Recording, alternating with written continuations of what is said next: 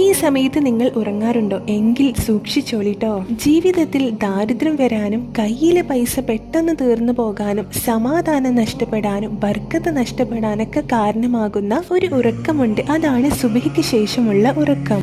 നമ്മുടെ നബി സല്ലല്ലാഹു അലൈഹി വസല്ലമ തങ്ങൾ പറഞ്ഞിട്ടുണ്ട്, സുബഹിക്ക് ശേഷമുള്ള ഉറക്കം ഒരാളുടെ റിസ്കിനെ തടയുന്നതാണ്. കാരണം സുബഹി മുതൽ സൂര്യൻ ഉദിക്കുന്നത് വരെയുള്ള സമയത്താണ് അല്ലാഹു സുബ്ഹാനഹു വ തആല തൻ്റെ അടിമകൾക്ക് റിസ്ക് വീതം വെച്ച് കൊടുക്കുന്നത്. അതുകൊണ്ട് തന്നെയാണ് നബി സല്ലല്ലാഹു അലൈഹി വസല്ലമ തങ്ങൾ ആ സമയത്ത് ഉറങ്ങരുതെന്ന് പഠിപ്പിച്ചിട്ടുള്ളത്.